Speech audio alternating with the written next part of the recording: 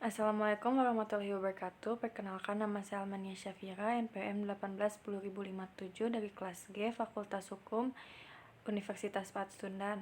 Hari ini akan mempresentasikan mengenai studi hukum kartel Indonesia ditinjau dari kasus PT Asatin dan PT Garuda Indonesia. Yang pertama adalah latar belakang. Persaingan usaha antar pelaku usaha merupakan suatu syarat mutlak terjadinya ekonomi pasar. Agar kegiatan usaha dapat berjalan dengan baik, maka diperlukan suatu aturan sebagai payung hukum kegiatan usaha di bidang ekonomi. Dengan sebab itu, untuk melindungi konsumen maupun pelaku usaha, dibentuklah Undang-Undang Nomor 5 Tahun 99 tentang larangan praktek monopoli dan persaingan usaha tidak sehat. Undang-undang ini sebagai payung hukum untuk pelaku usaha maupun konsumen dari praktik-praktik monopoli dan persaingan usaha tidak sehat. Tujuan dibentuknya Undang-Undang Nomor 5 Tahun 99 yaitu tercantum dalam pasal 3. Dalam hal ini tidak hanya menekankan pada aspek kompetensi antar pelaku usaha, melainkan membawa visi behavior of conduct dalam tatanan dunia usaha. Dari berbagai perkara yang muncul dalam dunia usaha, pelanggaran yang paling berdampak luas terhadap masyarakat adalah kartel. Pengertian kartel meliputi penetapan harga, pembagian wilayah, dan pembatasan kuota produksi.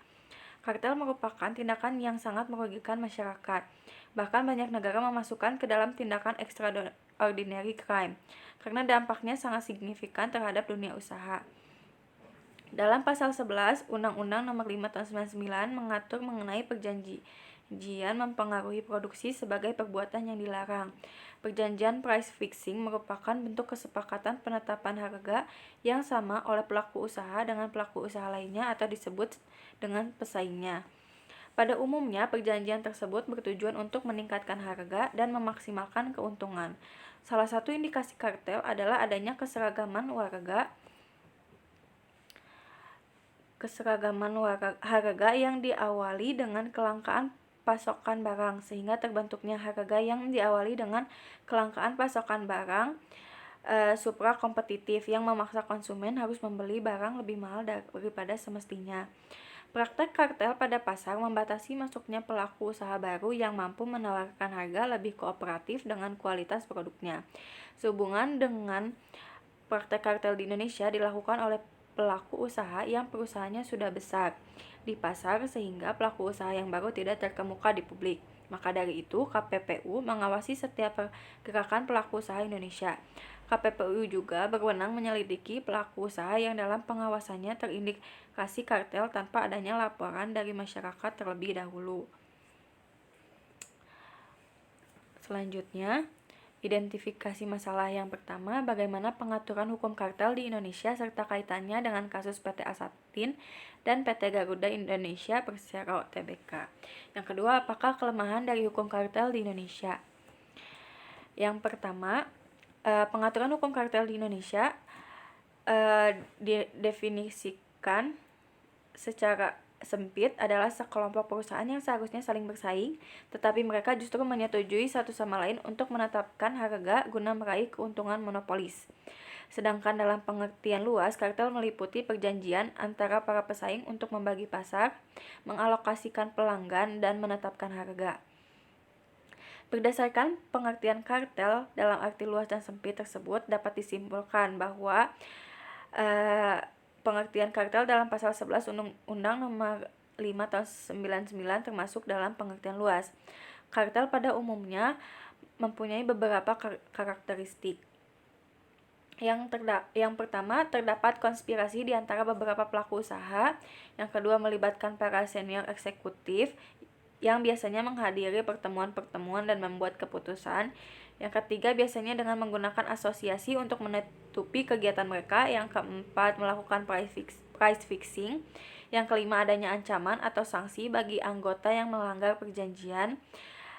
Apabila tidak ada sanksi, maka suatu kartel rentan terhadap penyelewengan untuk mendapatkan keuntungan yang lebih besar daripada anggota kartel lainnya. Yang terakhir, adanya distribusi informasi kepada seluruh anggota kartel.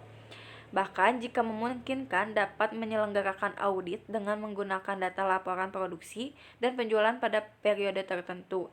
Auditor akan membuat laporan produksi dan penjualan setiap anggota kartel dan kemudian membagikan hasil audit tersebut kepada seluruh anggota kartel.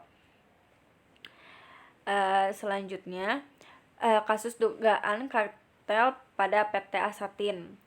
Informasi dan permasalahan yang dibahas dalam Asatin diantaranya penentuan besaran komisi yang diberikan agen kepada subagen atau pihak lain yang disertakan dengan subagen, keberadaan subagen yang suka menunda pembayaran atau berhutang, staf-staf agen tiket pesawat yang memiliki kinerja buruk dan suka berpindah-pindah tempat, dan yang terakhir, memfasilitasi peningkatan sumber daya manusia melalui bentuk pelatihan. Tentang kesepakatan besaran komisi, bahwa para terlapor mendapatkan sejumlah komisi dari maskapai penerbangan untuk setiap tiket pesawat yang berhasil dijual. Besaran komisi yang diterima oleh agen penjualan tiket pesawat diperhitungkan dari basic fare, bukan dari harga jual akhir. Terlapor memberikan komisi dengan besaran tertentu kepada subagen atas transaksi penjualan tiket yang dilakukan subagen. Tim pemeriksa menyimpulkan terdapat bukti kuat terjadinya pelanggaran pasal 5 Undang-Undang nomor 5 tahun 99 dengan adanya kartel komisi tiket pesawat di NTB yang dilakukan antara lain dengan cara kesepakatan antara anggota Asatin dalam hal besaran komisi dari agen kepada subagen. Hal ini tidak sesuai karena pada pasal 5 Undang-Undang nomor 5 tahun 99 mengatur mengenai penetapan harga. Apa yang telah disebutkan fakta-fakta pada kasus di atas menyatakan bahwa adanya poin yang menyatakan Asatin diduga melanggar pasal 5 ayat 1 Undang-Undang nomor 5 tahun 99 dengan adanya kartel komisi tiket pesawat di NTB yang dilakukan antara lain dengan cara kesepakatan besaran komisi dari agen kepada subagen adalah tidak benar.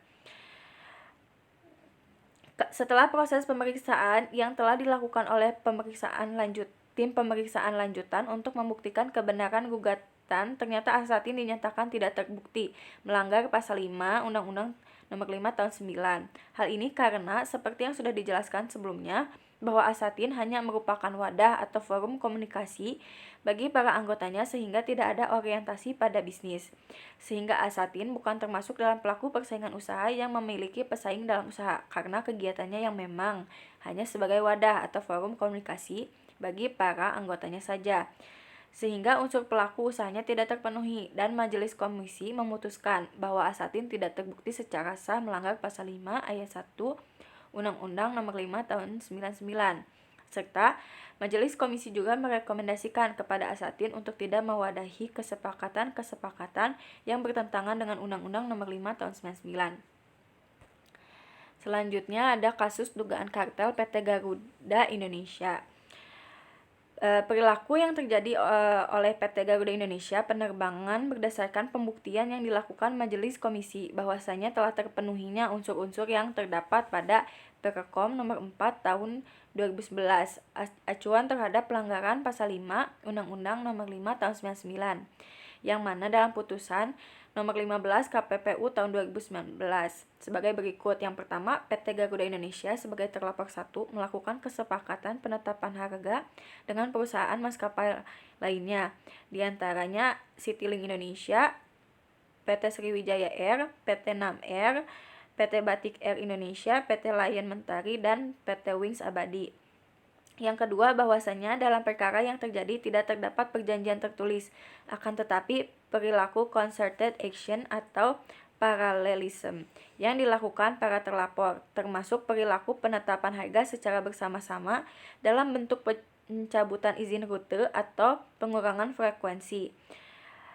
Concerted action yang didukung adanya plus faktor, sehingga concerted action ini bukan merupakan tindakan independen dari para terlapor, melainkan sebagai hasil kesepakatan para terlapor yang didukung oleh plus faktor sehingga tidak didasarkan pada tindakan independen dari para terlapor.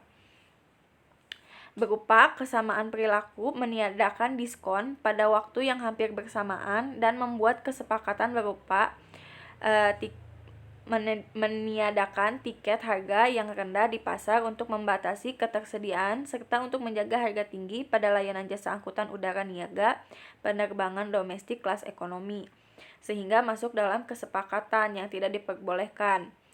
Yang ketiga ada penetapan harga, yang mana para terlapor yang terlibat dipengaruhi aksi serta reaksi pesaing dengan cara saling melihat harga. Yang terakhir, adanya dugaan pelanggaran terhadap persaingan usaha didasari pada pengertian produk serta pasar bersangkutan. Dalam kasus ini yang dimaksud dengan pasar produk ialah layanan jasa angkutan udara niaga berjadwal penumpang kelas ekonomi. Sedangkan dalam kasus ini yang dimaksud dengan pasar geografis ialah seluruh rute penerbangan dalam negeri. Putusan 15 KPPU 2019 memenuhi unsur sebagai perjanjian penetapan harga yang bersifat horizontal, yaitu tingkatan produksi kegiatan usaha dari para terlapor adalah sama ataupun disebut horizontal. Akibatnya, perjanjian penetapan harga horizontal itu sendiri akan menimbulkan berbagai hambatan yang bersifat horizontal pula dalam pangsa pasar. Selanjutnya adalah kelemahan hukum kartel. Pembuktian kartel seringkali terhambat karena otoritas persaingan usaha mengalami kesulitan dalam membuktikan eksistensi adanya kartel, yaitu menemukan bukti adanya perjanjian di mana pelaku usaha saling bersepakat untuk melakukan kartel. Para pelaku usaha seringkali membuat perjanjian kartel secara tidak tertulis sehingga tidak terdapat bukti fisik atau bukti langsung direct evidence mengenai kejahatan kartel yang mereka lakukan. Sifat kartel yang sangat rahasia inilah yang menjadikan kartel sebagai salah satu kejahatan di bidang persaingan usaha yang sangat sulit dideteksi di dunia. Oleh karenanya, mengingat sulitnya memperoleh perjanjian secara langsung, maka di banyak negara diperkenalkan adanya bukti tidak langsung atau indirect evidence yang meliputi alat bukti ekonomi dan alat bukti komunikasi. Namun, dalam konteks Indonesia, penggunaan indikasi-indikasi ekonomi maupun komunikasi tersebut sebagai alat bukti terjadinya pelanggaran kartel tidak dikenal dalam Undang-Undang Nomor 5 Tahun 99 maupun sistem hukum acara Indonesia secara umum, baik hukum acara perdata maupun hukum acara pidana. Akibatnya, dalam praktek pengadilan sering terjadi perbedaan penyikapan terkait kedudukan indirect evidence ini. Pengadilan negeri banyak putusannya menolak keberadaan alat bukti indirect evidence, sementara Mahkamah Agung bersikap ada yang menolak namun ada juga yang menerima. Mungkin sekian dari penjelasan saya. Mohon maaf bila ada kesalahan. Terima kasih atas atensinya. Assalamualaikum warahmatullahi wabarakatuh.